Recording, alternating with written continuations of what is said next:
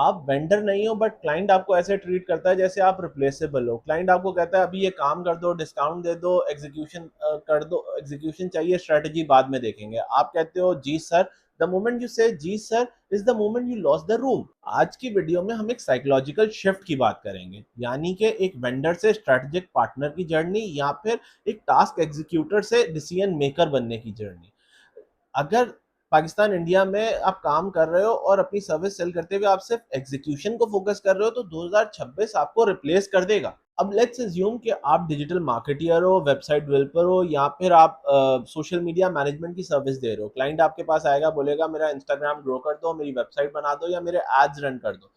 आप कहोगे okay sir, आप उनको पोस्ट डिजाइन करके दे दोगे, वेबसाइट बना दोगे, या एड्स चला दोगे। कुछ टाइम बाद वही क्लाइंट आएगा, बोलेगा रिजल्ट्स नहीं आ रहे, और उस मोमेंट पे negotiation start, payment delay, respect zero.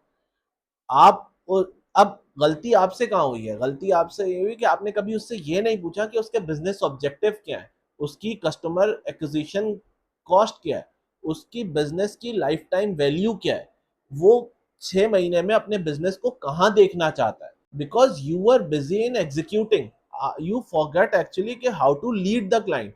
और अगर आप मार्केट लीड नहीं करोगे तो आपको मार्केट एक्सप्लॉइट करेगी। अब वेंडर माइंडसेट क्या है? वेंडर माइंडसेट में हर बात पे यस, हर चेंजेस बिल्कुल फ्री में, रिवीजन आप इस वजह से देते हो कि आपको लॉन्ग टर्म कनेक्शन बनाना है।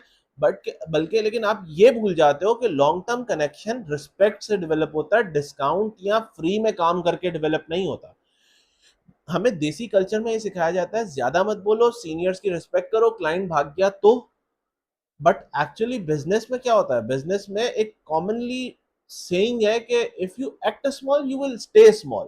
क्लाइंट आपको टेस्ट करता है, और अगर आप अपनी बाउंड्रीज खुद डिफाइन नहीं करोगे तो आपको लोग प्रीमियम नहीं समझेंगे, आपको कॉस्ट समझेंगे, आपको कभी बिजनेस का एसेट नहीं समझेंगे। अब यहाँ गेम चेंज करते हैं कि अगर अब क्लाइंट आपके पास आता है और आपको कहता है कि बस वेबसाइट बना दो, तो यू वुड बी रिप्लाइंग कि website development is very easy. But अगर वेबसाइट के पीछे कोई क्लियर स्ट्रेटेजी नहीं हुई, तो वेबसाइट आपकी एक डिजिटल ब्रोशर बन के रह जाएगी। इस मोमेंट पे power is now in your hands, not in the client hand. और उधर अब उससे पूछो कि आपका रेवेन्यू मॉडल क्या है, आपकी ग्रोथ साइकिल, आपकी सेल साइकिल क्या है, आप किस इंडस्ट्री में ऑपरेट कर रहे हो, उस इंडस्ट्री में कॉम्पिटिटर्स कौन कौन से हैं, उन कॉम्पिटिटर्स की पोजिशनिंग क्या क्या है। अब इस मोमेंट पे अब आप वेंडर नहीं हो, अब आप कंसल्टेंट हो।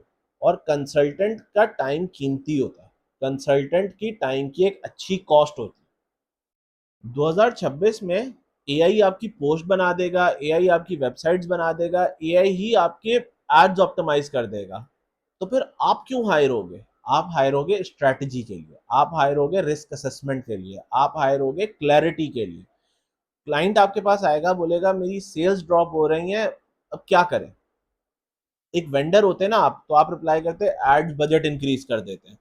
बट स्ट्रैटेजिक पार्टनर उस जगह पे रिप्लाई क्या करेगा? स्ट्रैटेजिक पार्टनर ये रिप्लाई करेगा कि सर एड्स मसला नहीं है, आपकी कस्टमर रिटेंशन 18% है, यानी कि आपकी ब्रांड लॉयल्टी कम है, हमें रिटेंशन पे काम करते हैं। Now see the difference, vendor is actually spending the money, but consultant या strategic partner is actually protecting the profit.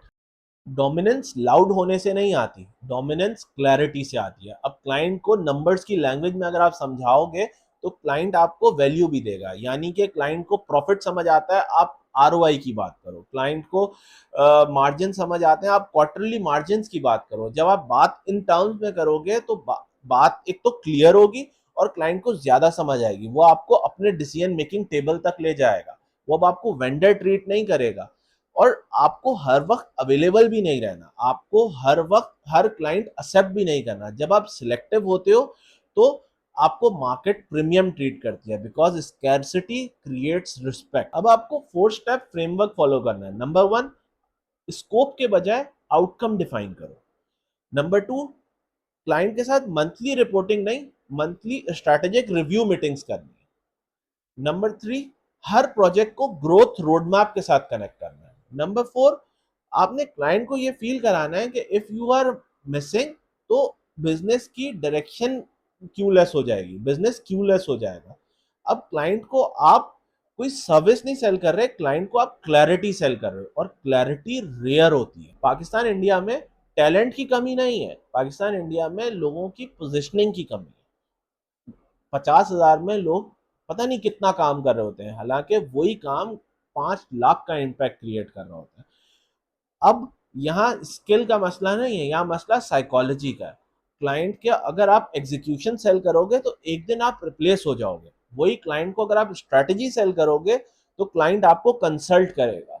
Stop selling your time, start selling the transformation. और अगर अब आपको लगता है कि आप काम करते करते थक गए हो और अब आपको रिस्पेक्ट चाहिए, अथॉरिटी चाहिए, हाई इनकम चाहिए, तो ये चैनल आपके लिए ही है। बिकॉज यहाँ पे हम सिर्फ बिजनेस नहीं सिखाते, यहाँ पे हम बिजनेस माइंडसेट रिवाइव करते हैं। और next video is about how to charge 10x from a client without losing that client. ठीक है। और तो अगर आप ग्रोथ को लेके सीरियस हैं तो सब्सक्राइब करें, नोटिफिकेशन ऑन करें, बिकॉज एवरेज लोग सिर्फ वीडियो देखते हैं, वही स्ट्रेटेजिक लोग फ्रेमवर्क अप्लाई करते हैं। And this channel is actually for strategic peoples. Thank you.